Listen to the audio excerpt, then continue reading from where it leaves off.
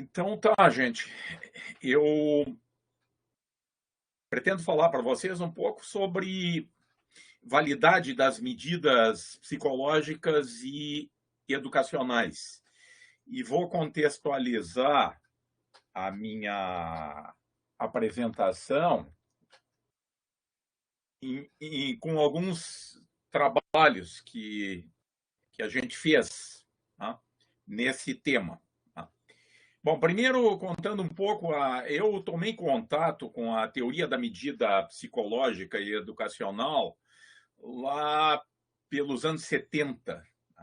E aí eu fiquei surpreso, porque eu não sabia, até aquele momento, que a teoria da medida psicológica e educacional tem uma forte fundamentação matemática. Na verdade, essa teoria foi desenvolvida a partir do final do século XIX, início do século XX, tá? Principalmente por psicólogos, né? Mas psicólogos com forte formação em matemática. Tá? Então, essa teoria ela permite, a partir de alguns pressupostos, tá, desenvolver uma série de resultados importantes. Tá? Eu não vou poder apresentar as deduções aqui para vocês, tá? Mas garanto, tá, que quem tiver interesse certamente encontra boa literatura, tá, sobre esse tema. Tá? Então, a teoria da medida psicológica educacional, ela suporta a construção e a validação de testes, tá? Desde testes de sala de aula, tá? Que a gente está, como professor, está sempre aplicando por aí, e normalmente faz tudo isso de maneira assim orientada pelo bom senso, tá? Mas ela também suporta a construção de outros instrumentos, tá? Como, por exemplo, escalas de atitude. Agora, recentemente ainda, trabalhando com o Alexandre Junges e com a Neuza, a gente desenvolveu um opinário sobre aquecimento global, tá? E aí se aplicou, né, algumas coisas que eu vou mostrar aqui, né, daqui a pouco, né, na validação desse instrumento, tá, sobre aquecimento global. Tá. Bem,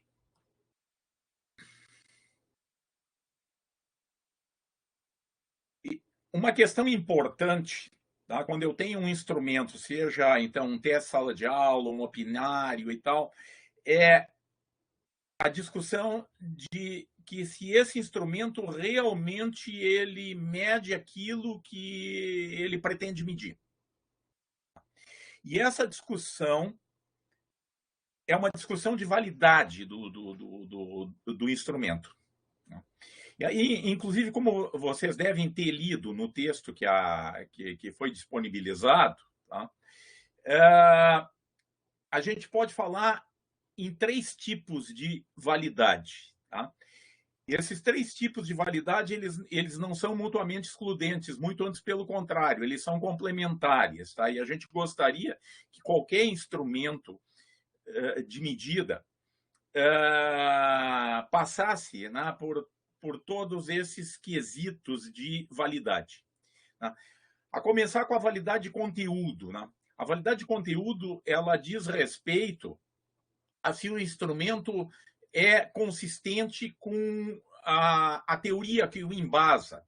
Né? Por exemplo, se for um instrumento de verificação da aprendizagem, um teste de sala de aula, né, a gente vai conferir validade de conteúdo, mostrando que o instrumento, que as questões da nossa prova, né, elas são consistentes, por exemplo, com o tema que foi desenvolvido.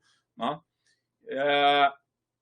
em outros instrumentos, né, como, por exemplo, o instrumento sobre concepções, os instrumentos sobre concepções alternativas, tá, que eu vou apresentar para vocês, vou mostrar concretamente como é que fica essa questão da validade de conteúdo.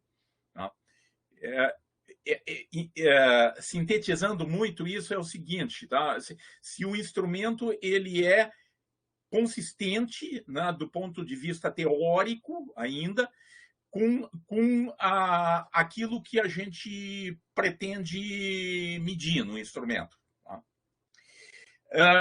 Mas a validade também ela pode ser...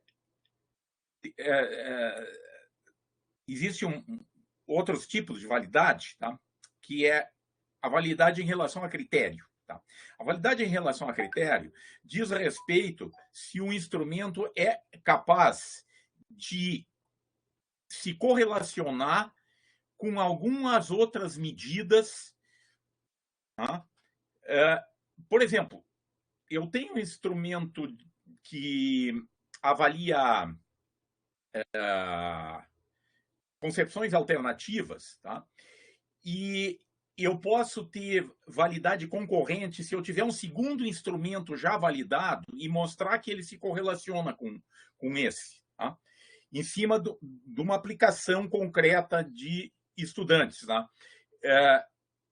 A gente quantifica, tá, essa correlação, vou mostrar depois, daqui a pouquinho eu estou definindo o que é um coeficiente de correlação, tá? Mas então, na validade em relação a critério, a gente busca ver se o instrumento tem correlações com outras medidas, tá? Que podem ser medidas alternativas do mesmo construto, ou até podem ser outras medidas. Eu vou mostrar, no caso das concepções alternativas, tá? Que a medida das concepções alternativas, por exemplo, se correlaciona com o desempenho dos alunos em sala de aula, tá? nas nossas provas de avaliação de Física 1, Física 2. Tá? Então, a validade em relação ao critério é uma questão de se mostrar correlação ou até ausência de correlação com outras medidas. E a validade de construto envolve todos esses quesitos de validade, tá? E procura verificar até que ponto os resultados concretos do instrumento, empíricos, tá? Quando a gente aplica, tá? eles são consistentes com a teoria, tá? Que suporta essa medida. Acho que vai ficar mais claro quando eu der alguns exemplos concretos a seguir. Eu agora preciso, para dar seguimento, mostrar como se estuda a relação entre variáveis quantitativas. E vou partir de um exemplo concreto. Tá? Aqui vocês têm um diagrama de dispersão, onde cada ponto do diagrama representa os scores de um particular sujeito, tá? Num concurso vestibular, tá? No eixo das ordenadas, nós temos os scores de física e no eixo das abscissas os scores de química. Tá?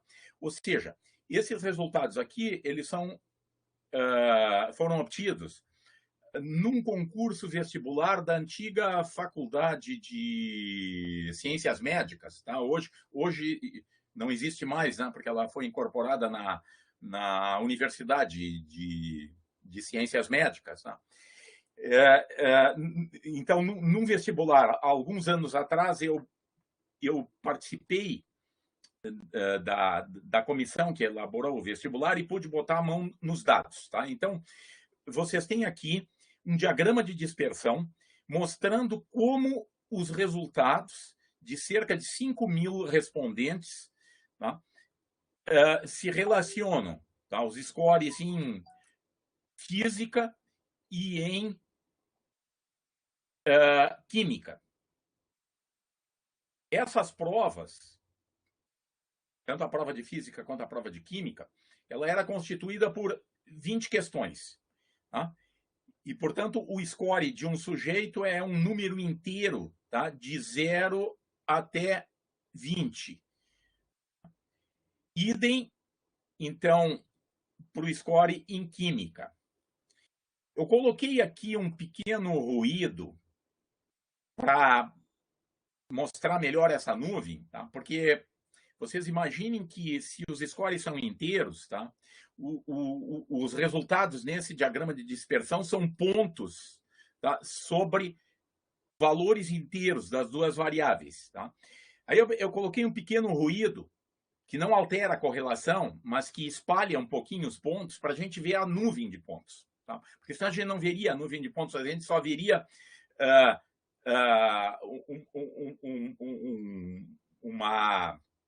uma representação, tá, em que muitos sujeitos estão no mesmo ponto. Né? Por exemplo, score 10 em física com 20 em química seria um ponto só. Agora aqui eles estão um pouquinho espalhados e aí a gente consegue ver essa nuvem, tá? E essa nuvem, ela caracteriza que crescendo o score em física, cresce o score em química. Tá? Vou mostrar a seguir como a gente quantifica essa tendência. Tá? A gente está vendo essa tendência só olhando para a nuvem. Tá? Existe uma tendência, tá, de que aumentando o score em física, aumenta o score em química. Tá? Bem, como é que a gente quantifica a correlação que existe entre duas variáveis? Tá? Então, lá no final do século XIX, um psicólogo famoso, Pearson, definiu o que passou a ser chamado de coeficiente de correlação de Pearson, tá? Que é uma medida de associação entre duas variáveis. Tá? Hoje, esse coeficiente de correlação está aí em qualquer planilha que faz estudos de tendência, tá? E o nome do Pearson não é praticamente mais lembrado nesse coeficiente, porque lá ele é simplesmente chamado de coeficiente de correlação. Tá? Mas foi o Pearson que definiu esse coeficiente, tá? Lá no final do século XIX. Tá? Vejam que x e y são as duas variáveis em questão, e se eu quiser, então, calcular um coeficiente de correlação entre um score em física, que seria o score x, e em química, que seria o score y, tá? O que eu tenho que fazer? Essa equação diz que eu tenho que fazer o produto de x por y, fazer a média de x, fazer a média de y, né? Então, calcular a média dos produtos menos o produto das médias e dividir isso ainda pelos coeficientes ou pelos desvios padrão das duas variáveis. Os S aqui são os desvios padrão. Tá? E esse coeficiente de correlação de Pearson, tá? Ele resulta concretamente para a nuvem de pontos que eu mostrei há pouco para vocês, em 0,79. Rigorosamente, o coeficiente de Pearson é uma medida de relação linear entre as duas variáveis. Ele está diretamente relacionado, tá, com a equação da reta, que melhor se ajusta a esse conjunto de pontos que está, inclusive representada aqui no meu gráfico agora também. Tá? Mas então, essa medida, o coeficiente de correlação, que aqui resultou em 0,79, tá? Agora eu vou fazer algumas afirmações mais genéricas sobre o coeficiente de correlação. O coeficiente de correlação de Pearson, ele sempre resultará, não importa como sejam as minhas variáveis, ele resultará em um valor compreendido entre -1 e +1. Tá? Então, essa é uma propriedade importante. Tá? Ele tem valores extremos, né, muito bem definidos, não importando o que seja x e y, tá? Ele resulta numa medida, né, que pode assumir qualquer valor entre -1 e +1. Os valores extremos, -1 e +1, representam, identificam relações perfeitas entre x e y. E quando as duas variáveis forem estatisticamente independentes, quando não houver nenhuma correlação, não houver nenhuma relação entre elas, esse coeficiente resultará ser nulo.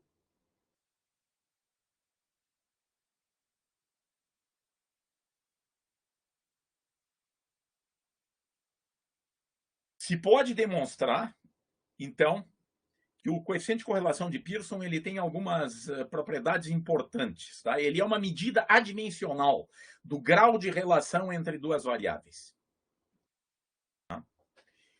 Ele, apesar das duas variáveis x e y poderem ter unidades de medida, se a gente pensar no contexto do nosso laboratório de física, eu estou lá no laboratório de eletricidade, estou fazendo o estudo de como a tensão varia com a corrente. Tá?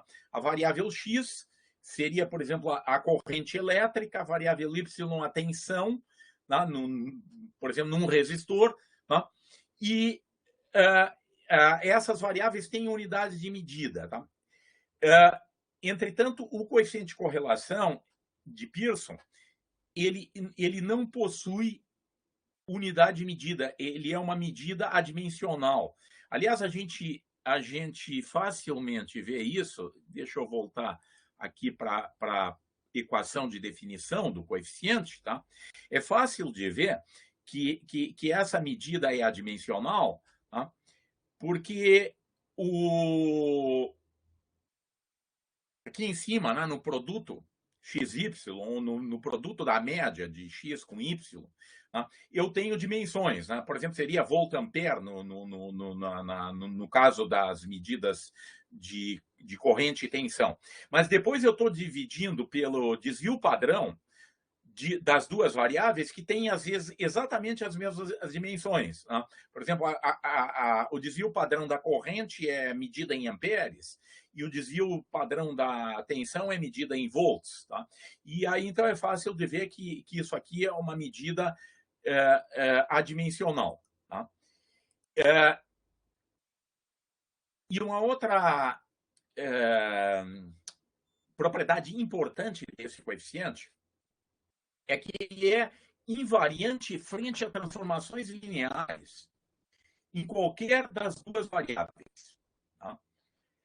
Se eu fizer mudança de escala em qualquer uma das duas variáveis, tá? eu volto a calcular o coeficiente de correlação,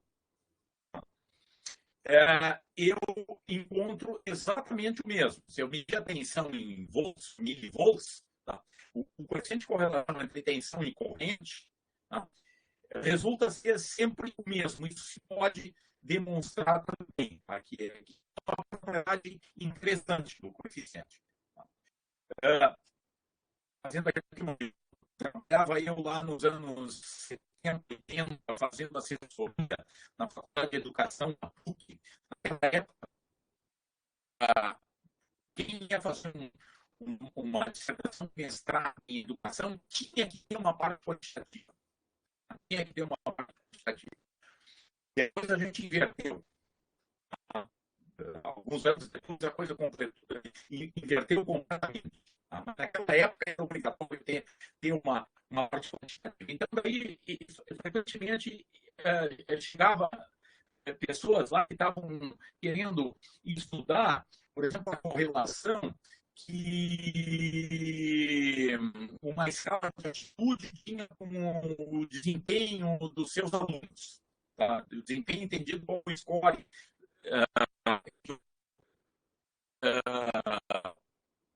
Não sei por que está pulando. Tá. eu não mexi aqui e começou a pular. Desculpem se vocês viram trocar as transparências. Tá? Mas então, o que eu estava contando é o seguinte: aí o sujeito chegava e dizia assim, bah, professor, mas a minha escala de atitude, ela varia de 0 até 50, era um score entre 0 e 50. E a nota de aula é entre 0 e 10. Tá? Eu preciso passar tudo por uma nota entre 0 e 10 ou 0 e 50, tá? E isso está respondido. Se eu usar um coeficiente de correlação de Pearson, essa discussão é completamente irrelevante, né? Porque o que essa pessoa está perguntando é: eu preciso fazer uma mudança de escala para medir a associação entre as duas variáveis? Tá? Se tu está usando o coeficiente de correlação de Pearson, não, porque ele é invariante frente a essas mudanças de escala. E outra propriedade importante desse coeficiente é que ele é quase invariante frente a transformações monotônicas em qualquer das duas variáveis. O que é uma transformação monotônica? É uma transformação que não muda a ordem dos scores. Por exemplo, elevar ao quadrado, extrair uma raiz quadrada, elevar ao cubo, elevar numa potência n qualquer, tá? Qualquer uma das variáveis.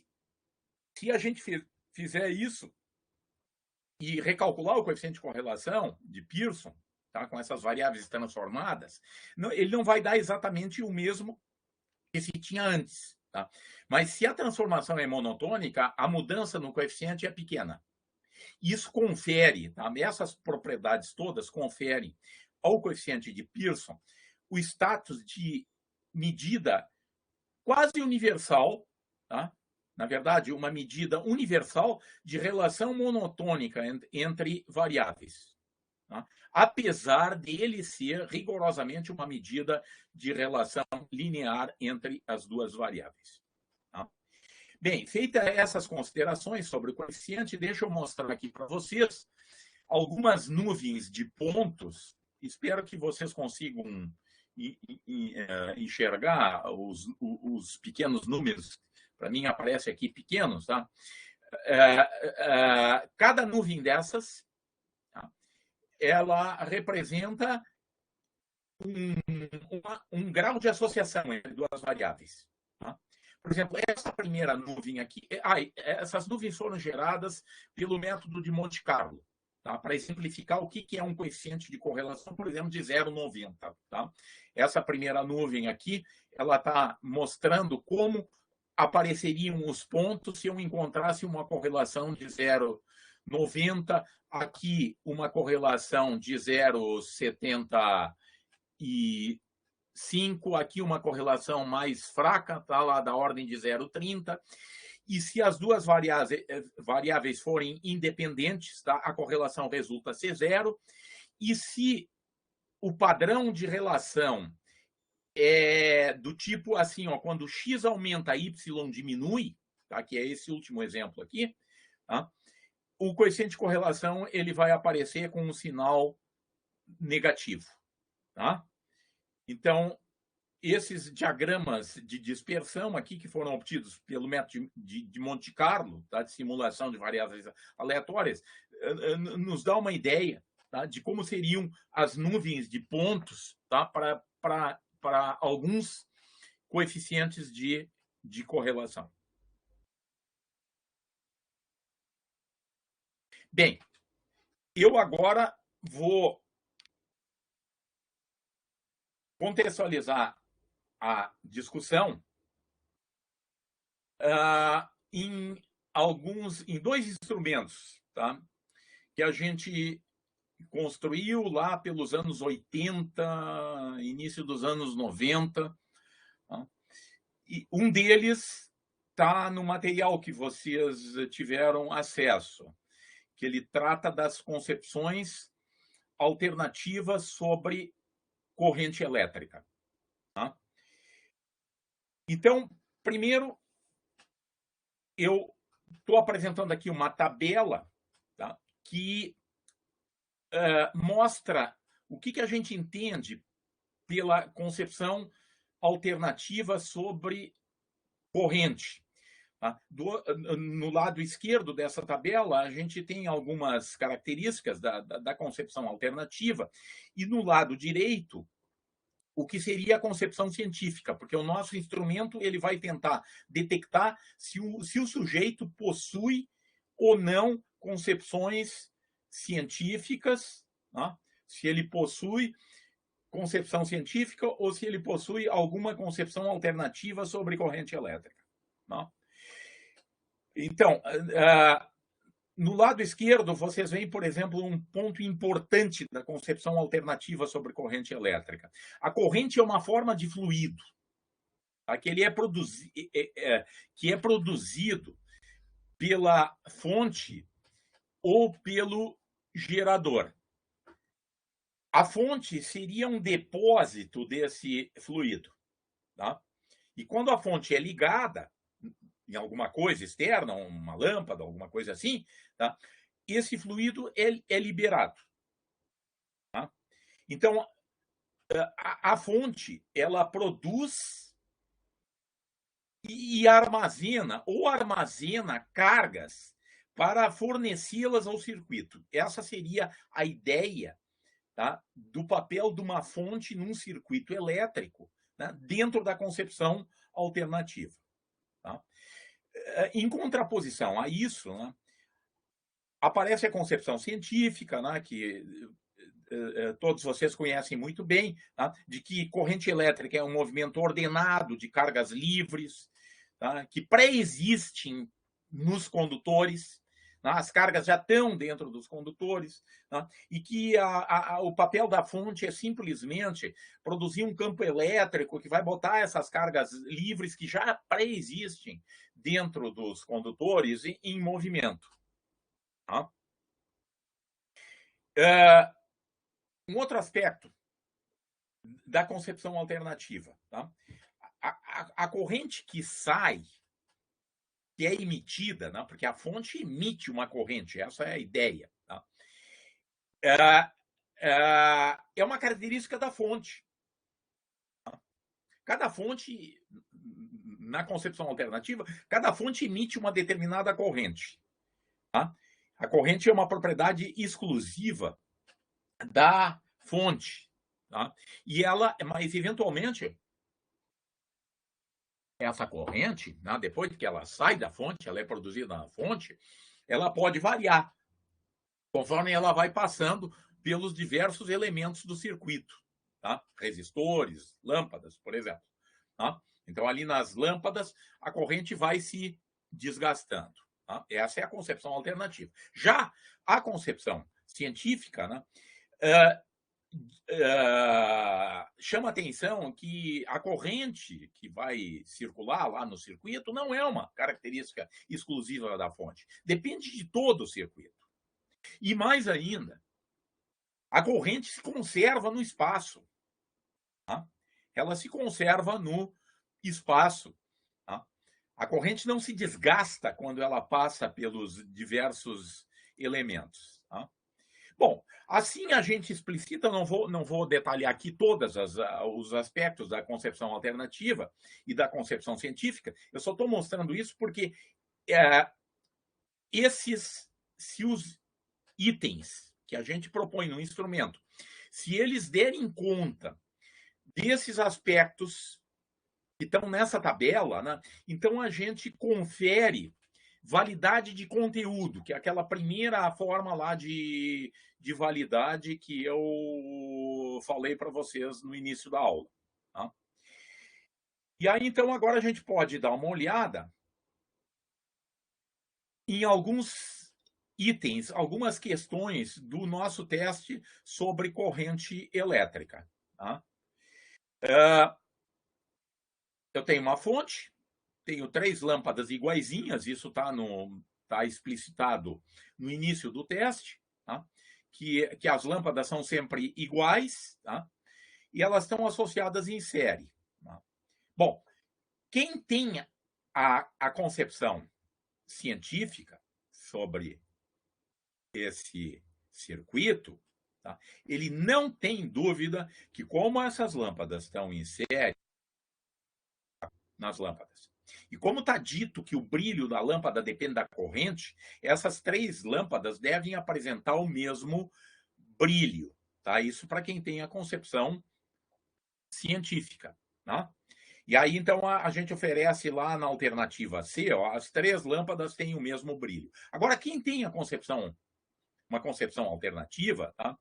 Ele pode achar que alguma dessas lâmpadas vai brilhar mais do que outra. Tá? Aí depende, pode ser que seja a primeira, a lâmpada L1, ou pode ser que seja a lâmpada L3, né? Porque aí tem toda aquela discussão sobre corrente real e corrente convencional, né? Tá? Quer dizer, aí pode haver divergência. Tá? Se o sujeito acha que a corrente, né, como ele aprendeu lá que a corrente é constituída por elétrons, né, então ele sai por aqui, passa primeiro pela lâmpada L3, então essa deveria brilhar mais. Tá? Agora, se eu olhar para a corrente convencional, então talvez diga que é a L1. Tá? Então, a gente oferece essas alternativas. E aqui ao lado, vocês já têm os resultados, tá? As distribuições de frequências que a gente obteve na fase de validação empírica do instrumento, tá? Aplicando esse instrumento em alunos das engenharias da disciplina, da então disciplina de Física 2, tá? Que era eletromagnetismo para as engenharias. Tá? A gente vê, por exemplo, que a maior parte dos alunos que responderam, né, porque a gente tem cerca de 120 respondentes aqui, tá? A maior parte está, pelo menos pela primeira questão, está com a concepção correta sobre a coisa. Estão dizendo que as 3 lâmpadas apresentam o mesmo brilho. Mas vejam que tem alguns alunos, tá, que notoriamente estão com a ideia equivocada, né, de que a lâmpada L1 vai apresentar brilho maior do que a lâmpada L2. Tá?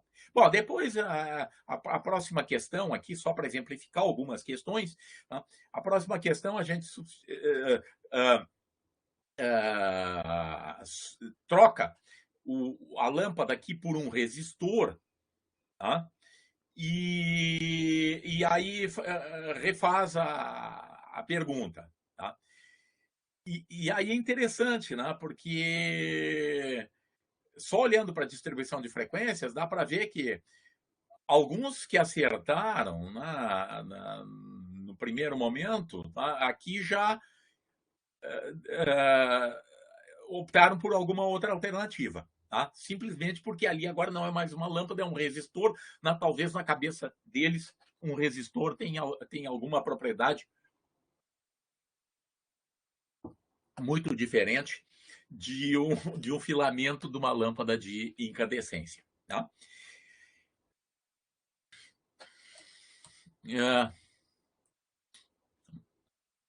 Mais 2 questões do teste, não é? O teste, a versão final do teste, ele ficou com 14 questões. Eu só estou apresentando aqui algumas poucas questões para ter uma ideia do que o instrumento faz, tá? Para depois mostrar como se discute concretamente a validade do instrumento. Tá? Agora, aqui a gente está oferecendo um circuitinho, ó, tá? Que tem uma caixa preta, que a gente não sabe o que tem aqui dentro dessa caixa preta. Tá? Aqui dentro pode ter, está dito que aqui dentro da caixa preta pode ter baterias ou combinações de resistores ou até combinações de ambos, de baterias e resistores dentro dessa caixa preta. E aí se pergunta, tá, o que acontece, tá, com a corrente elétrica nos resistores R1 e R2. Ora, quem tem a concepção científica olha para esse circuito, tá? E não tem dúvida que a corrente elétrica, não importando o que tem aqui dentro, se houver corrente elétrica no resistor 1, existe exatamente a mesma corrente elétrica no resistor 2. Tá? E como é que eu chego fácil a essa conclusão? É só olhar o circuito aqui pela parte de fora. Tá? Como a corrente se conserva no espaço, tá? Não importa o que aconteça aqui dentro, né? Porque aqui dentro a corrente pode se bifurcar, pode ter fontes, tá? Mas tudo isso é irrelevante, tá? Porque a corrente se conserva. Tá? Não importando se aqui dentro tenha só resistores ou tem associação de resistores com fontes ou só fontes. Tá? Então, a alternativa científica é essa aqui, ó. Poderia conter qualquer associação de resistores e baterias e a corrente em R1 e R2 é necessariamente a mesma. Tá? E aí, bom, alguns até acham que elas podem ser iguais, tá? Se só tiver resistores lá dentro, e alguns até acham que tem que ter uma bateria para elas serem iguais, né? Porque afinal a corrente passa pelo primeiro resistor, e para ser igual lá no segundo resistor, né? Nessa ideia de que a corrente se desgasta, né? Deve ter uma fonte lá dentro, para dar um incremento na corrente novamente. Essa ideia é completamente equivocada. Tá? E assim por diante. Tá? Então, esse é o nosso teste. Tá? O teste aparece no material que foi colocado à disposição de vocês. Tá? Se vocês quiserem olhar com mais cuidado, ou até responder o teste, para ver se vocês têm ou não as concepções científicas ou alternativas ainda. Tá? Depois eu vou contar uma história sobre outro teste, tá? Com professores que lecionavam o assunto que o teste trata, que é o teste sobre força e movimento, mas isso vai vir depois. Tá? Que mesmo pessoas que supostamente estão ensinando um determinado assunto, tá? Ao responder o teste, se conscientiza que ele ainda tem concepções alternativas. Mas isso eu mostro depois. Bom, eu agora, antes de voltar para a discussão concreta em cima desse teste, eu tenho que fazer algumas considerações teóricas sobre a teoria da medida psicológica e educacional. E aí a gente precisa um mínimo de matemática para começar a discutir isso. Tá? A gente precisa, para iniciar essa discussão, saber o que é uma variância e o que a variância informa. Tá? Quer dizer, eu tenho um conjunto de scores, se eu calcular a variância desses scores, a variância é uma medida de dispersão, né? De quanto esses scores estão distribuídos ao longo dos valores possíveis que estão acontecendo com esses scores. Tá? Eu só estou recordando aqui a equação de definição de variância. Tá? A variância de uma variável, né, ela pode ser. Eu tenho um conjunto de scores, né? Como é que eu calculo a variância? Eu elevo esses scores ao quadrado, calculo a média dos quadrados, calculo a média simples dos scores x, tá? E faço a diferença entre a média dos quadrados pelo quadrado da média. Tá? A variância também é definida, né? Ela é o quadrado do desvio padrão. Quer dizer, se eu extrair a raiz quadrada da variância, eu tenho uma medida universal, né, de dispersão, que é o desvio padrão. Né? E quanto maior o desvio padrão, quanto maior a variância, mais dispersos os dados estão em torno do valor médio dos scores. O conceito de variância vai ser muito importante, como vocês vão ver em seguida. Então, sem fazer as demonstrações aqui, só chamando atenção para alguns aspectos importantes da teoria da medida. Quando eu obtenho um score, por exemplo, lá no teste de concepções alternativas, eu obtenho um score, que eu vou chamar aqui de X, tá? que lá no teste de concepção alternativa sobre corrente elétrica é um score entre 0 e 14. Ou, num teste de sala de aula, normalmente é um score entre 0 e 10. Tá? Inclusive, um score que não é discreto, né? Porque eu posso dar notas lá para as minhas questões, né? Então, esse score X ele pode ser discreto como resultado num teste com itens objetivos, né? Ou pode até ser uma escala quase contínua. Tá? Bom, eu obtenho lá um score, tá, para um particular sujeito. A teoria da medida pressupõe que esse score que eu estou observando no particular sujeito, tá, o Joãozinho que acertou 8 itens, tá? Na verdade, esse score é um score verdadeiro,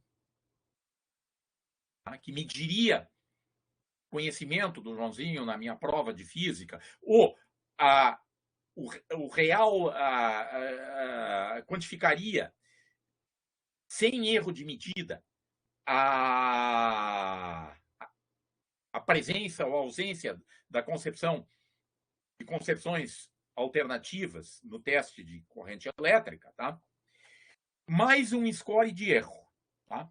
Então, quando a gente obtém um particular score lá para um particular sujeito, tá? A gente pode pensar em que esse score tem duas componentes. Essas duas componentes, elas não são acessíveis, tá?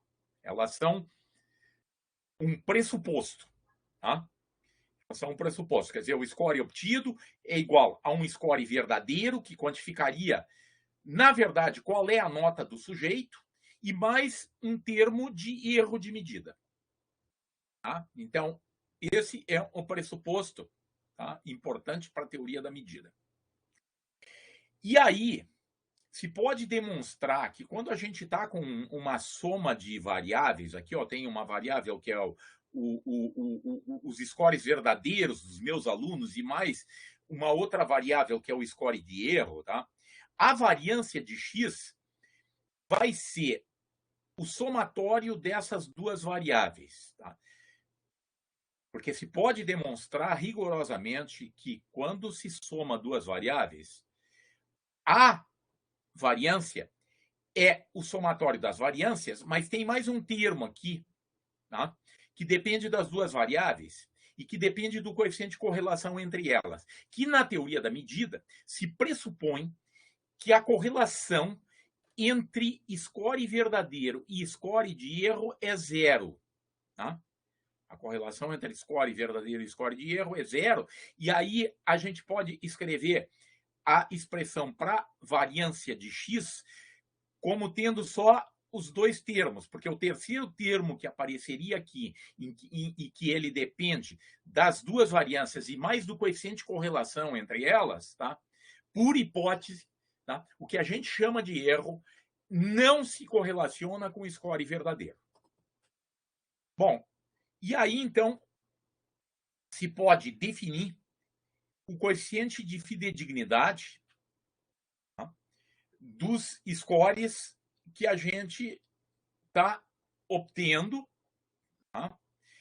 Ele é a variância verdadeira, tá? Dividido pela variância efetivamente obtida. E é fácil de ver que, como variâncias são sempre números positivos, tá? Que a variância observada ela sempre será maior do que a variância verdadeira, porque tem um ruído lá, que é a variância de erro. Tá? Isso significa que o coeficiente de fidedignidade ele é uma medida adimensional, porque eu estou fazendo a razão entre duas variâncias que até podem ter unidades de medida. Tá? E normalmente tem unidade de medida. Mas eu estou fazendo a razão entre as duas, ela é adimensional. E mais ainda, que esse coeficiente ele está limitado numa faixa de 0 até 1. Né? Porque se eu não tiver erro de medida no meu instrumento, a variância verdadeira será igual à variância de erro, e essa razão aqui resulta ser igual à unidade. E agora eu vou discutir como se determina um coeficiente de fidedignidade. Tá? Apliquei por exemplo, o teste de concepções alternativas lá nos 120 sujeitos. Tá? Se o meu teste for absolutamente perfeito, tá? Eu espero ter uma fidedignidade igual a 1. Mas pode acontecer que o teste seja muito ruim e a fidedignidade de muito baixa, próxima de 0 ou até 0. Tá? E agora vou mostrar para vocês como se quantifica um coeficiente de fidedignidade, tá? Num particular tipo de score, que aliás é muito comum. A gente está trabalhando com compósitos. Tá? O que é um compósito? Vou chamar aqui de score T. Tá? Também poderia chamar de total. Tá? E como é que eu obtenho o resultado no teste das concepções alternativas? Eu vejo se o aluno acertou ou errou cada um dos testes. E depois eu somo esses scores. Tá? Eu somo, atribuo score 1 para o acerto, score 0. Tá? Ou seja, eu estou somando diversos scores, né, obtidos nos diversos itens, tá? Para chegar no score total. Isso é o que a gente chama de um compósito. Tá? Okay? E o coeficiente de fidedignidade de um score compósito, tá? Antes disso, então agora eu vou discutir a análise de consistência interna. Tá? Eu tenho um score compósito. O objetivo da análise de consistência interna é ver se os diversos itens convergem para o mesmo construto. Tá? Se realmente existe alguma coisa em comum entre, por exemplo, aqueles 14 itens no nosso. Apesar de que eu olhando para o conteúdo dos itens, eu vou dizer, bom, realmente parece ter alguma coisa em comum entre eles, porque todos eles tratam sobre corrente elétrica, assim por diante. Mas agora eu quero ver isso na prática.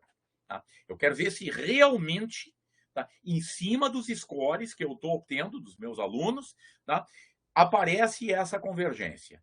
Então, o objetivo da análise de consistência interna é testar se as diversas componentes do instrumento, tá? Aqueles itens que eu estou propondo, se eles são medidas do mesmo construto efetivamente. Tá? Esse é o objetivo da análise de consistência interna. E o coeficiente, um estimador do coeficiente de fidedignidade de um score compósito é o coeficiente alfa de Cronbach. Tá? Um coeficiente que está consagrado na literatura e ele foi proposto lá na década de 50, tá? Por um grande psicólogo, tá? O Cronbach, tá? Num artigo em 1952, ele demonstra que o coeficiente alfa é uma medida de consistência interna, tá? De um score compósito. Tá? Eu escrevi aqui a equação do coeficiente alfa, essa é a equação de definição do coeficiente alfa. Tá? O coeficiente alfa é dado por essa equação e ele é uma estimativa, tá, do coeficiente de fidedignidade do teste. Tá? Um teste bom deverá resultar lá num coeficiente de fidedignidade razoavelmente elevado. Um teste ruim, próximo de 0, esse coeficiente. Como é que se calcula esse coeficiente? Tá? O que a gente precisa saber para calcular o coeficiente alfa? Bom, cai o número de itens que a gente tem no teste. Tá? Eu preciso aqui calcular a variância de cada item e calcular a variância do score total. Quer dizer, se eu apliquei o teste, tá, é fácil depois de obter essas estatísticas que, entradas depois nessa equação, me fornecem o coeficiente alfa. Tá? Porque eu calculo a variância de cada item, tá? E calculo a variância do score total e eu tenho, então, o coeficiente alfa. E é esse coeficiente que vai me dizer se tem alguma coisa em comum entre aqueles itens que eu estou propondo, que do ponto de vista teórico, do ponto de vista da análise de conteúdo, do ponto de vista do referencial teórico, né, eles devem ter alguma coisa em comum, mas agora eu vou ver isso em cima dos scores. Aqui vocês têm uma tabela, tá, com algumas estatísticas produzidas em cima das respostas de alunos das engenharias, tá, no teste sobre concepções alternativas. Tá. O teste ele sempre tem 3 alternativas. Tá. Aqui nessa tabela dá para ver que no teste 1, tá, a maior parte dos alunos responde de acordo com a concepção científica. Aliás, eu mostrei um pouquinho essa distribuição de frequências lá numa outra lâmina. Tá? Mas aqui estão as distribuições de frequência para todos os itens do teste. Tá?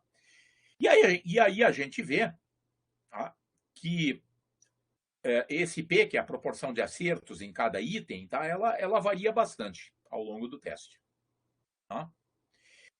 E aí, então, eu tenho condições de calcular o coeficiente alfa para esse teste. Tá?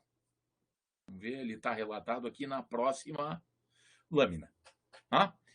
A versão original do teste, ela tinha 16 itens. Eu digo original, na verdade, esse teste passou por diversas aplicações prévias, mas esse é o resultado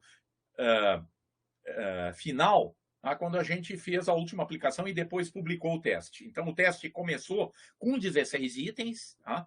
Ele começa com 16 itens e ele apresenta um coeficiente de fidedignidade de 0,86, tá? Que, por si só, é um coeficiente bastante bom. Tá? A literatura sempre diz, fala em coisas assim, bom, a gente deseja que no mínimo o coeficiente alfa seja da ordem de 0,6, maior do que 0,6. Tá? Esse coeficiente já é bastante elevado. Mas a análise de consistência interna, ela permite avançar ainda nessa discussão. Ela permite avançar nessa discussão porque a gente pode calcular um coeficiente de correlação de cada item com o score total, tá? Que é o que está apresentado aqui nessa última coluna. Tá? Se todos os testes, se todos os itens são igualmente bons, a gente espera que todos esses coeficientes sejam positivos, né? Porque um coeficiente de correlação até pode ser negativo. A gente não deseja um coeficiente de correlação negativo, tá? Mas frequentemente aparece isso. Tá? Inclusive em estudos aí com questões de vestibular e tal, tá? Quando se faz análise de itens, tá? Acaba aparecendo itens que se correlacionam negativamente com o score total, que significa o seguinte: se correlaciona um item negativamente com o score total, significa dizer que o aluno que acerta aquele item, aquele particular item, tende a ter as menores notas no global. Isso é uma coisa completamente indesejável, porque se todos os itens estão medindo a mesma coisa, a gente gostaria que esses coeficientes, correlação item total, eles sejam todos positivos. Bom, se vocês olharem essa tabela, vocês vão ver que vão aparecer notoriamente 2 itens não com coeficientes negativos, mas com coeficientes muito baixos. Tá? E deixa eu mostrar aqui para vocês, ó, por que é importante calcular o coeficiente de correlação item total. Porque a gente pode demonstrar também que o coeficiente alfa, né, que foi há pouco definido por aquela outra equação onde apareciam as variâncias, tá, ele depende, a gente pode demonstrar que ele é dado por essa expressão aqui também, tá, onde cai o número de itens e aqui embaixo, ó, aparece o somatório dos coeficientes de correlação item total elevado ao quadrado. Tá? E daí dá para ver que se esses coeficientes aqui são maiores, tá?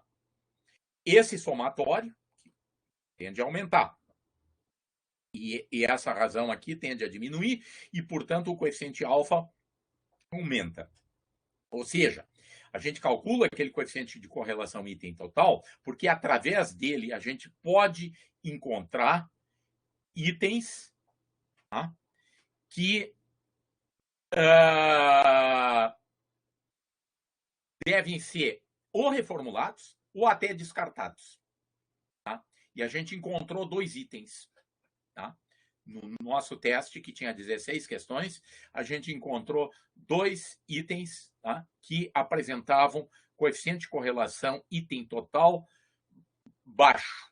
Tá? Quando eu digo baixo aqui, é menor, notoriamente menor do que os demais coeficientes de correlação item total que aparecem nessa tabela.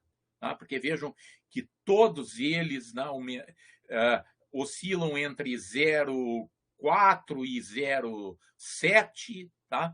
Com exceção do item 10 e do item 13, tá? Que resultam em coeficientes mais baixos. Então, esses 2 itens aqui, eles são ou candidatos a serem eliminados, que foi o que a gente fez, efetivamente, ou de serem reformulados para se tentar, numa nova aplicação, ver se a gente está com itens melhores. Tá? Na prática, o que a gente fez aqui foi eliminar esses 2 itens, tá? E isso implementou um pouquinho o coeficiente alfa para 0,87. Tá? Então, a análise de consistência interna, ela nos mostra, através dos coeficientes de correlação item total e através do coeficiente alfa, se existe alguma coisa em comum entre todos os itens e se, eventualmente, algum item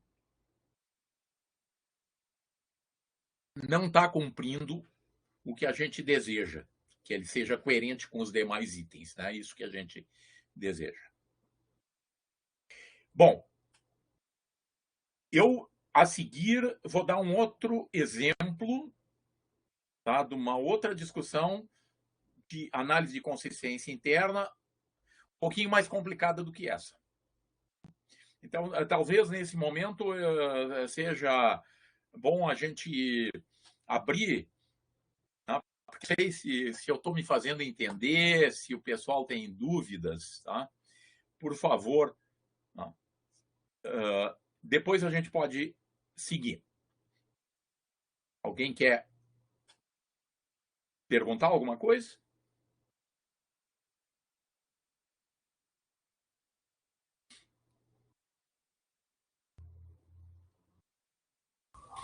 Por mim, a princípio, estou tranquilo, prof. Tudo tranquilo, professor. Show de bola. Tá tudo ok, então? Todo mundo preparado para se jogar num estudo de consistência interna. Tá? Bom, eu vou discutir um outro teste. Tá? Esse vocês não tinham acesso no material, porque nesse teste vai aparecer uma coisa mais interessante. Tá? Vai aparecer um instrumento que, na verdade, mede 2 construtos diferentes.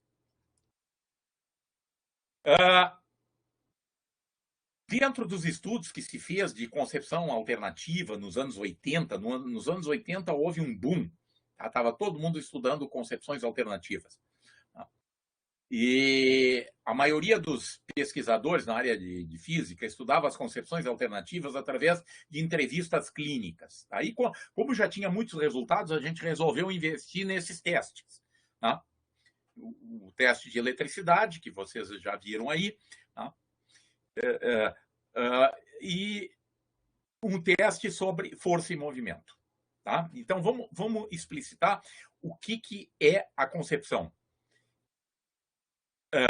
científica e a concepção alternativa. Bom, eu diria assim, ó, que quem entende a concepção científica sobre força e movimento é a concepção newtoniana. Tá? Mas eu vou explicitar aqui alguns aspectos da concepção newtoniana sobre força e movimento e contrapor com o que a gente chama de concepção alternativa sobre força e movimento. A concepção newtoniana sobre força e movimento diz que força é ação de um corpo sobre outro corpo. Quer dizer, para ter uma força, sempre tem que ter dois corpos. Tá? Um que faz a força e o outro que recebe essa força. Tá? E se sobre um corpo é exercida, então, uma força, algum outro corpo está aplicando essa força. Tá? Quer dizer, se eu desconfio da existência de uma força, eu tenho que, para configurar a existência dessa força, eu tenho que configurar quem é o responsável por essa força. Tá? Quando eu não consigo dizer quem é o responsável pela força, então a gente já começa a desconfiar que essa força não existe. Tá? Portanto, não há força exercida sobre um corpo sem um agente. Tá? O corpo que realiza a força. Já a concepção alternativa, tá? Diria uma coisa do tipo assim, ó, força é a causa dos corpos se encontrarem em movimento. E, portanto, sempre que um corpo estiver em movimento, sobre ele está agindo uma força. Ah? Quer dizer, o sujeito que detém a concepção alternativa, ele vai reconhecer a existência da força, tá? Pelo fato do corpo estar em movimento. Tá? Quando não é exercida a força sobre um corpo, esse corpo encontra-se em repouso. Tá? É isso que a concepção alternativa diz. Já a concepção newtoniana diz que um corpo permanece em movimento ou em repouso quando nenhuma ação é exercida ou a ação resultante é nula. Né? Essa é a primeira lei de Newton. Né? Que está afirmando algo que é muito diferente do que a gente chama aqui de concepção alternativa. Né? Porque pela concepção alternativa, eu reconheço a existência de uma força olhando se o corpo está em repouso ou ele está em movimento. Quando um corpo age por contato sobre outro corpo, ao cessar o contato, cessa a força. Né? Na concepção newtoniana, existem dois tipos de força. Né? As forças de contato, e o Newton já imaginou a existência de uma outra força, que seria uma força de ação à distância. Né? E estudou essa força, uma das forças que não pressupõe contato, né? e que é, então, a gravidade está contemplada na sua lei da gravitação universal. Tá? Mas as forças de contato, né, elas cessam quando cessa o contato. Agora, a concepção alternativa diria uma coisa assim: quando um corpo age por contato sobre outro corpo, a força que ele exerce perdura durante algum tempo após cessar o contato. Essa ideia é muito forte. Não, essa ideia é muito forte. O sujeito arremessa a pedra. E aí ele pergunta: com que força eu arremessei a pedra? Tá? Como se, depois que a pedra fosse arremessada, a força ainda estivesse na pedra. Né? A ideia da força ser capitalizada. Né? Eu faço uma força, a força permanece. E, eventualmente, até ela se desgasta. Tá? Porque esse corpo, afinal, pode estar se movendo num meio com resistência, então aí a força está, né, se desgastando. É isso que está na concepção alternativa.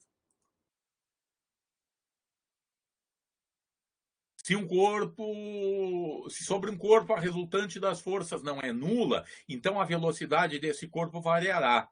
Isso é, o corpo estará acelerado. E essa variação da velocidade pode ocorrer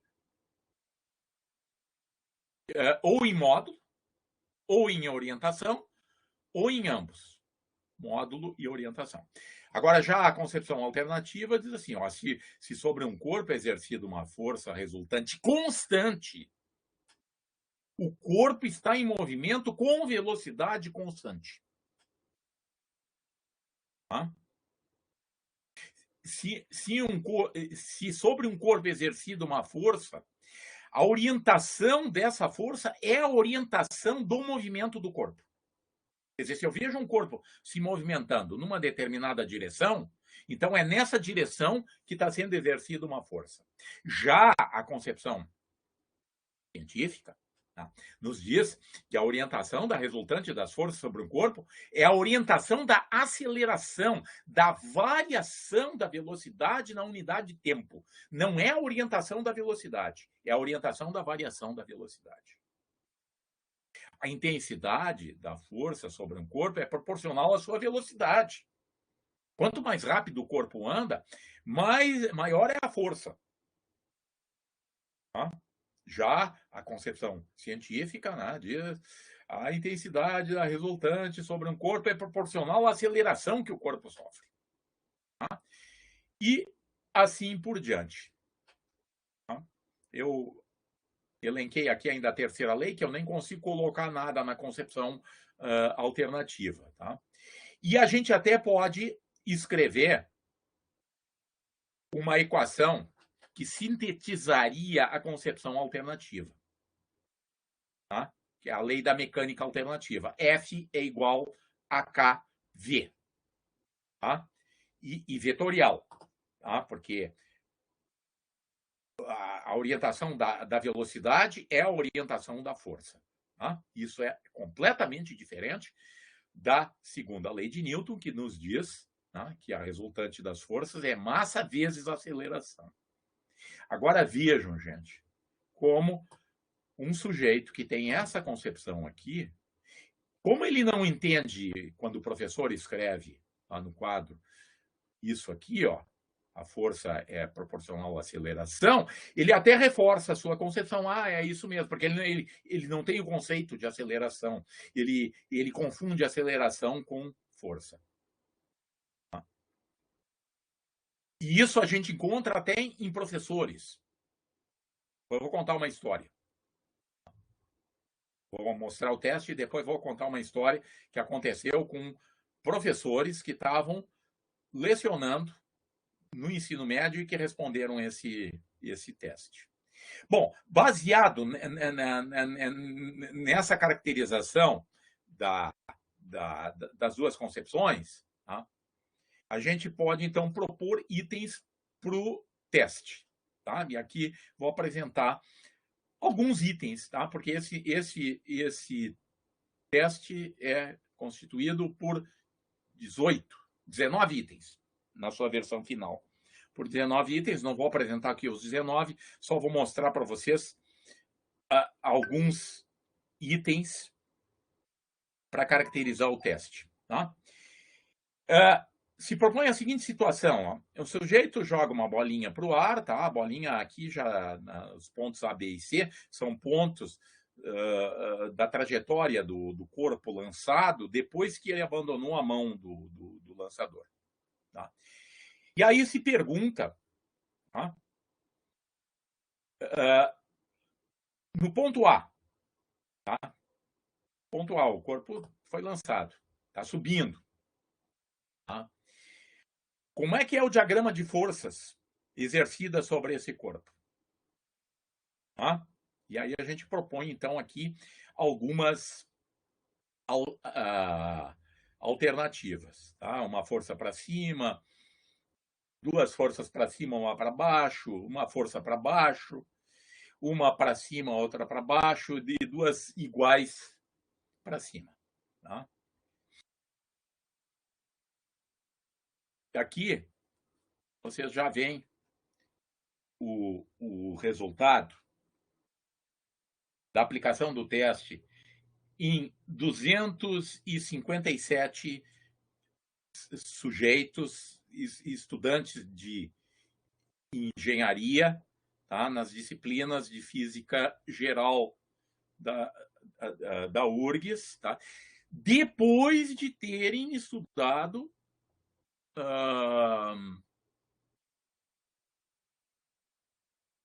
as leis de Newton. Tá?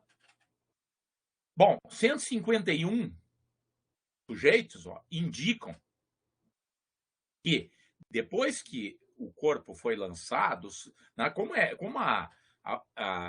está dito no enunciado que se despreza a força de resistência do ar, tá? Só tem uma força sendo exercida sobre esse corpo, tá? Que é o peso. Tá? Optam pela alternativa C. Agora,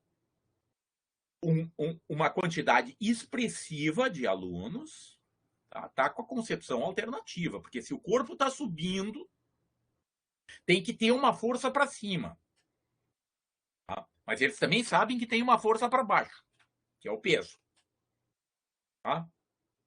Apesar de que até tem alguns que só respondem que tem uma força para cima. Talvez eles pensem que essa aqui seja a resultante das duas forças. Tá? Eu acho que esse da letra A, professor, é aristotélico mesmo. Mesmo, né? O da letra D é um aristotélico conhecendo a força peso. Ele sabe que tem peso, né? Pois é. A gente não sabe, né? Quando a gente faz um teste como esse, a gente não sabe, na verdade, tudo que está se passando na cabeça do respondente. Aí a gente está agora aqui na fase de imaginar, né, o que seria. Tá? E para o objetivo do teste, isso também não é muito importante. Isso até pode ser muito importante, tá? Quando o sujeito está fazendo lá uma entrevista clínica e ele começa a explorar para ver o que realmente o sujeito está pensando. Se realmente só tem uma força para cima ou tem duas e essa ali já é a resultante das duas. Tá? Bom, tá? Eu apresento aqui para vocês, porque em vermelho tá o resultado dos alunos das engenharias lá nos anos 90. Tá? E aqui, nesse segundo grupo, isso aqui é um estudo mais recente, que nem aparece naquele trabalho de 1990, porque foi feito posteriormente, tá? A gente tem um contingente também de 200 e poucos alunos. E quem são esses alunos? São os meus alunos nas disciplinas lá de seminários sobre tópicos especiais de Física 1, tá? Em que, então, são alunos que já fizeram as disciplinas de as físicas gerais e até mecânica clássica. Tá? E tem aqui alunos também do mestrado profissional, que são professores que estão trabalhando. Tá? Bom, dá para ver que nesse grupo o resultado é melhor do que lá dos alunos da engenharia. Que bom, né? Porque esses aqui todos são pessoas. O ideal é que a gente. O que eu desejaria é que todos tivessem marcado a alternativa C, mas ainda vocês veem que aqui tem um contingente razoável de pessoas marcando a alternativa D. Tá? E eventualmente tem um lá marcando aquela alternativa A.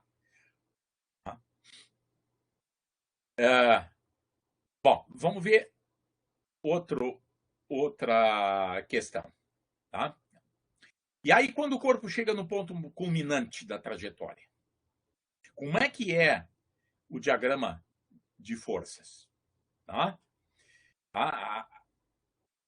O pessoal que tem a concepção alternativa tende a optar ou por essa alternativa aqui, ó. Tem duas forças. Tem aquela força que está fazendo ele subir e que agora se igualou à força que está puxando ele para baixo. Tá? Porque, afinal, dificilmente alguém esquece o peso. Tá? Então, lá no ponto culminante, as duas forças se anulam. Tá? Ou até o cara diz, não, não tem força nenhuma. Tá bom, se elas são iguais, se anulam, posso eu optar por essa alternativa aqui. Tá? Mas vejam que ainda tem, então, bastante gente com a concepção alternativa. Tá? Mas 157 sujeitos, 61% deles ainda parece ser newtoniano, pelo menos nessa resposta aqui. Tá? E depois lá naquele grupo de alunos da física e alunos do mestrado profissional em ensino de física. Um pouco melhor o resultado, mas ainda tem pessoas aí notoriamente com a concepção alternativa. Mas deixa eu mostrar para vocês que esse teste tem um outro tipo de questão.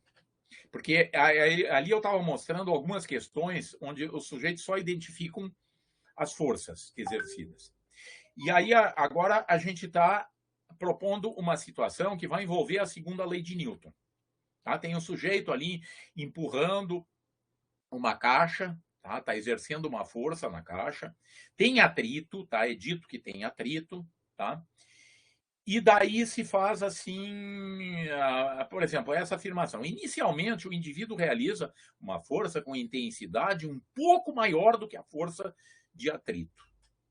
Ele está empurrando a caixa com uma força um pouco maior do que a força de atrito. E aí, então, a caixa se movimentará. Como? Como?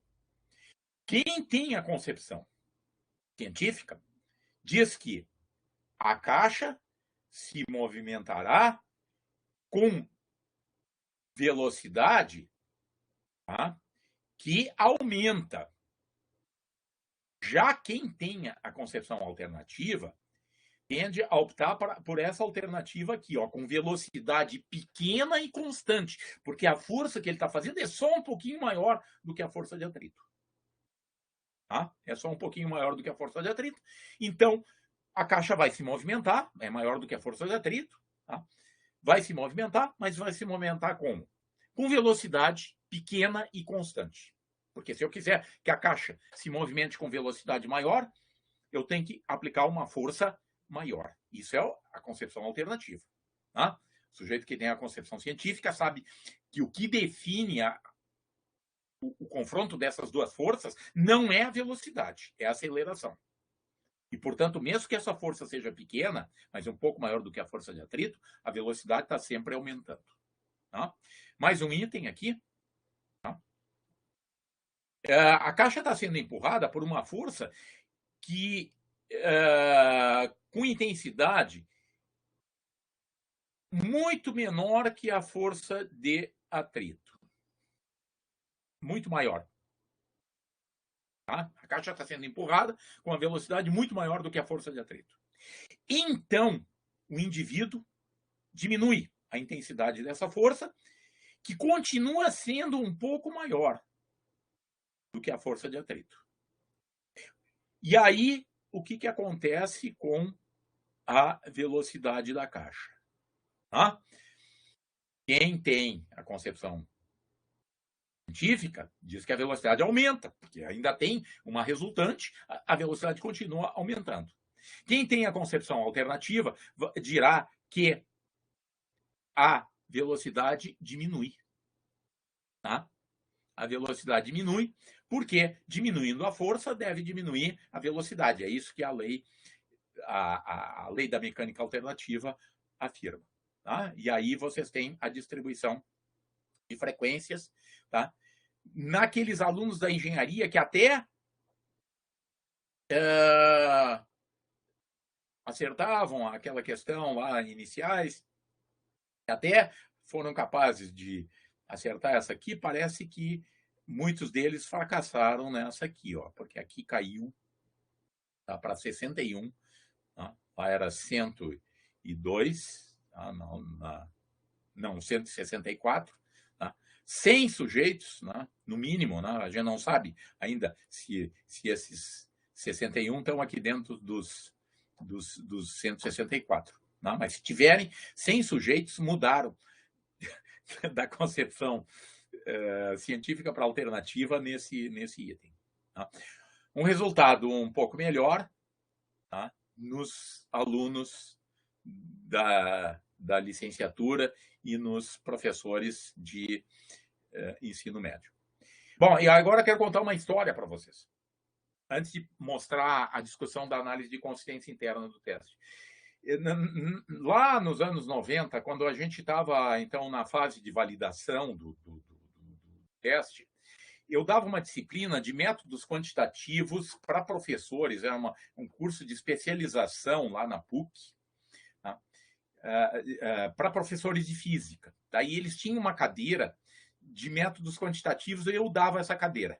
Aqui é estatística elementar, até se discutia depois um pouco sobre validação de instrumentos, tá? Tudo isso fazia parte da disciplina. Mas como eles eram todos professores de ensino médio, tá? E a gente estava querendo aplicar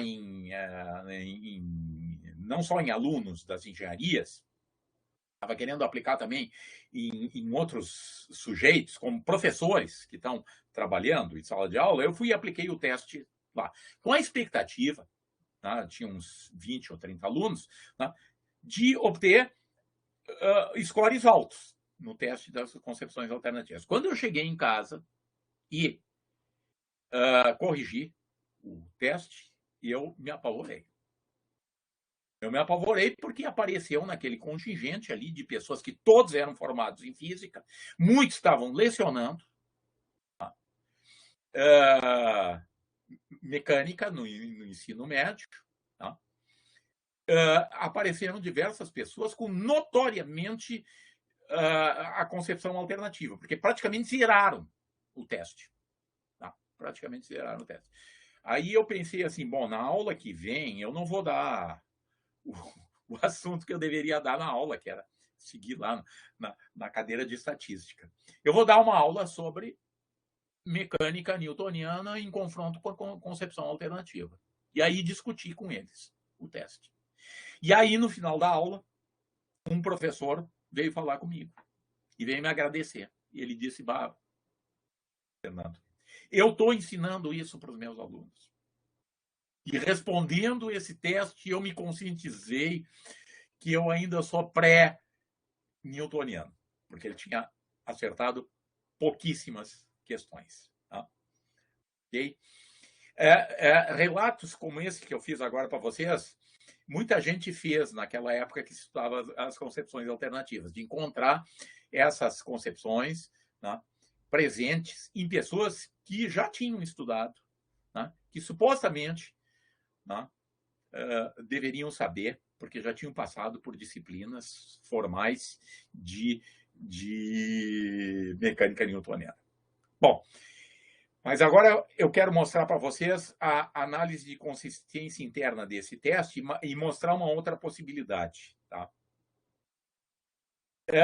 Esse nosso teste, ele notoriamente pode ser quebrado em 2 subtestes. A gente tem 12 itens, tá? Que vamos chamar de subteste 1, que visam detectar se o respondente é capaz de identificar as forças exercidas sobre um corpo. Que são aquelas questões que vocês viram, e tem muitas outras, tá? Além daquelas que eu apresentei. E existe um outro conjunto de itens, tá? 7 itens, que eu vou chamar de subteste 2, que visam detectar se o respondente aplica corretamente a segunda lei de Newton. Que são aquelas questões ali, aquelas últimas 2 que eu mostrei para vocês, do sujeito empurrando a caixa. Tá? Tem mais 5 questões parecidas com aquela. Então, a gente tem esses dois grupos de questão. Tá? E do ponto de vista teórico, até é possível, né, que um sujeito identifique as forças e depois fracasse quando se pede para ele aplicar a segunda lei de Newton. Tá?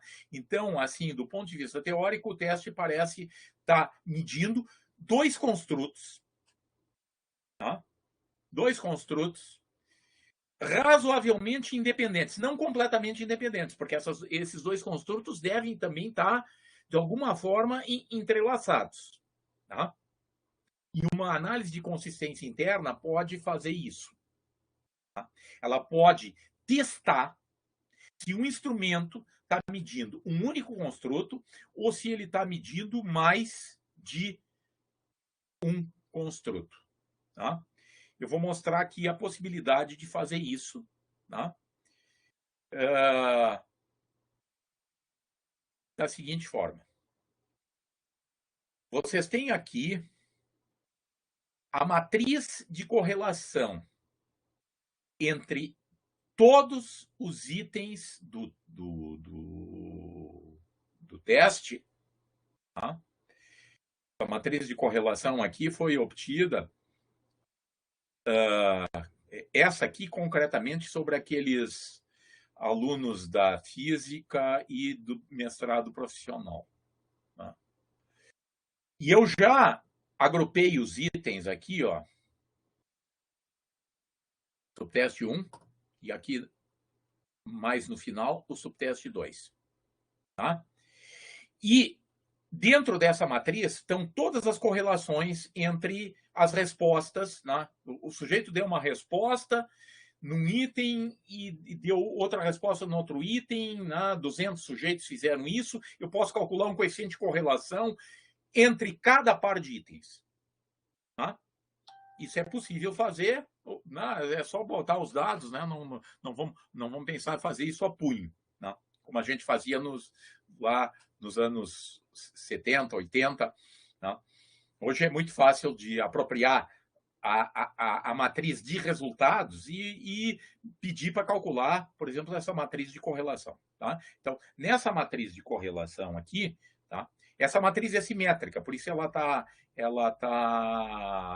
em branco aqui, porque todas as correlações que aparecem em cima da diagonal, elas aparecem embaixo da diagonal. Essa matriz tem 171 coeficientes de correlação.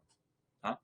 Alguns coeficientes de correlação, tá? Os pretinhos aqui, é a correlação de um item qualquer, tá? De qualquer item do subteste 1 com qualquer outro item do subteste 1.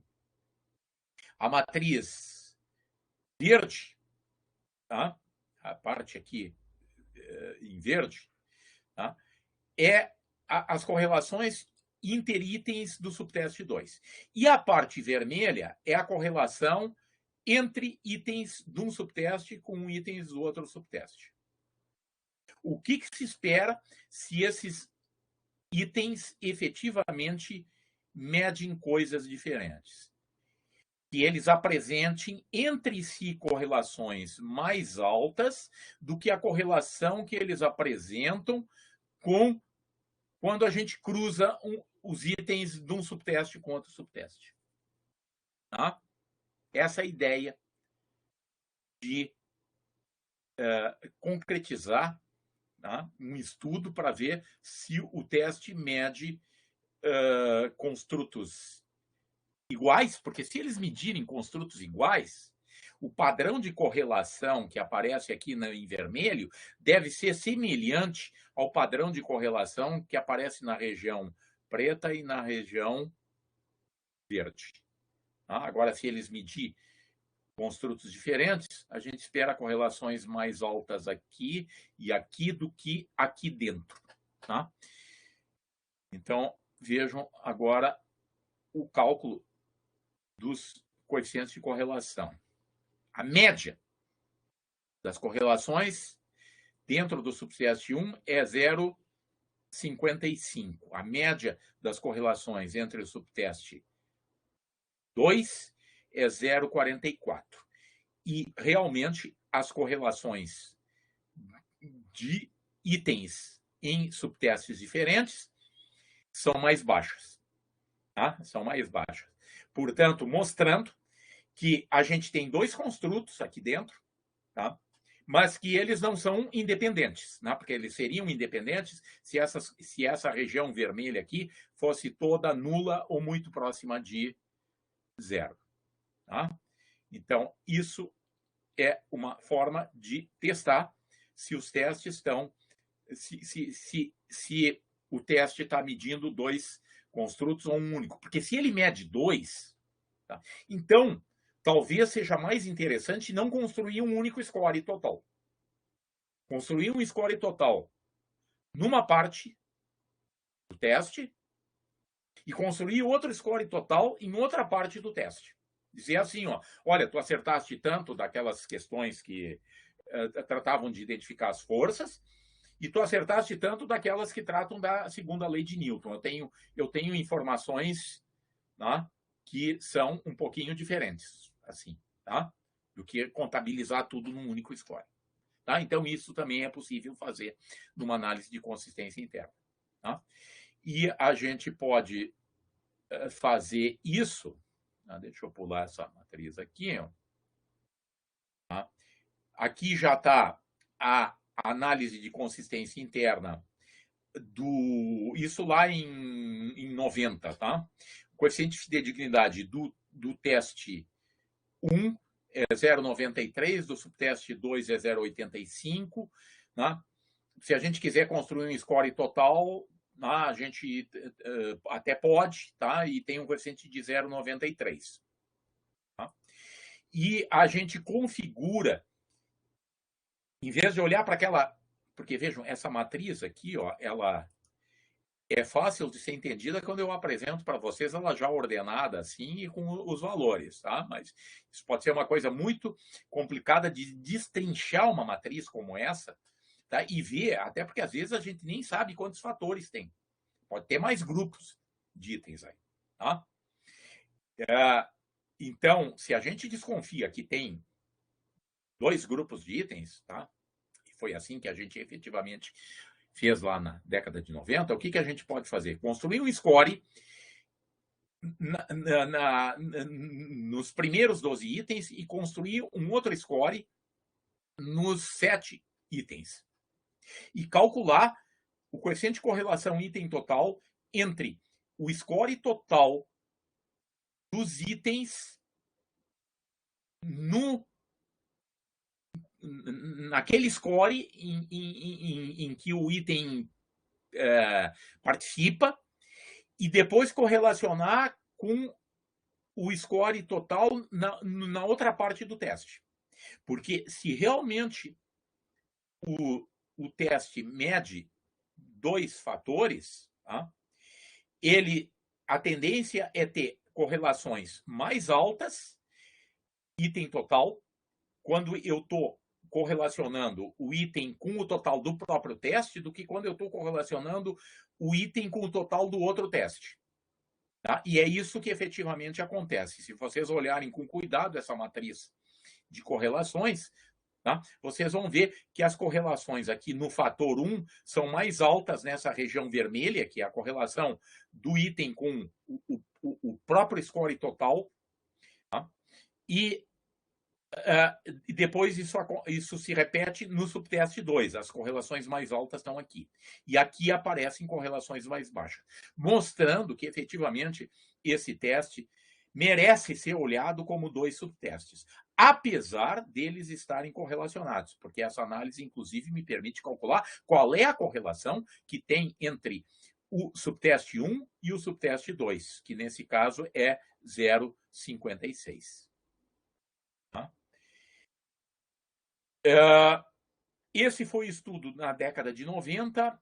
Eu aqui tenho o estudo com aqueles alunos da física e do mestrado profissional, e os resultados, né, apesar de que, em média, eles sejam diferentes, os coeficientes item total são muito parecidos nesses 2 momentos, né, ok? Configurando, né, então, 2 vezes, né, lá em 90 e agora mais recentemente, que realmente vale mais a pena olhar esse teste através de 2 scores e não de um único score.